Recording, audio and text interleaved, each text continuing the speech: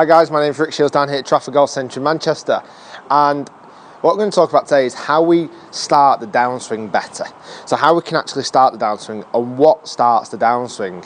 A couple of questions people have asked recently about what's the sequence of events on that downswing, and hopefully this video is going to explain a few of those aspects and help you improve that part of your game, because it's that a lot of good players kind of don't particularly, or a lot of established golfers don't particularly think about how they start the downswing as much.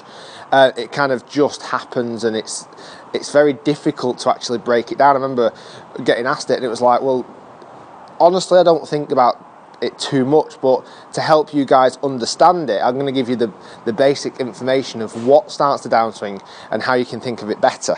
So once you've got to the top of your backswing and you're coiled up and you've turned your body into a nice, strong, loaded position, so you've stayed nice and central, you've rotated your body, you've turned your shoulders massively, you've let your hips rotate slightly, you need to now create that power and turn it back towards the golf ball again. So you've already created that power, you now need to snap it back towards the golf ball again to get the best performance out of your golf club to hit the ball the furthest.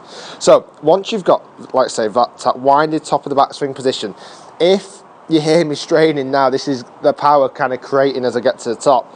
As I get to the top of my swing, I'm trying to not cover the mic, as I get to the top of my swing, I'm already now, you can hear by the way I'm speaking, I'm wound up. My body is really coiled into a strong position, so I've really turned into a nice strong position.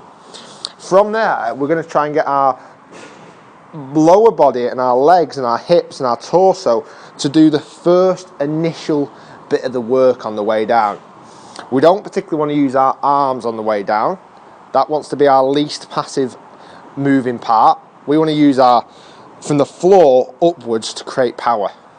So once I get to the top, I'm wound up. From here now, my left leg's going to turn, my left knee's going to turn, my right knee's going to turn, my hip's going to turn, my torso is turning, my shoulders are turning, my arms are dragging down, and that's when the club is going to be delivered in the most powerful manner possible.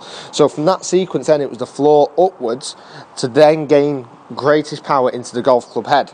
So once I get into the top of the backswing, I'm turning from my lower body, turning down here, turning from my hips, turning from my torso, letting my shoulders rotate, letting my arms follow my shoulders, therefore giving my club head maximum power.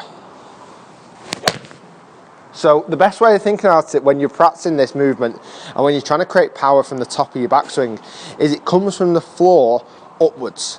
So you've got to work the legs first, then the hips, then the torso, then the shoulders, then the arms, and let the club then follow suit. Because that's the way of best unwinding your body towards the target.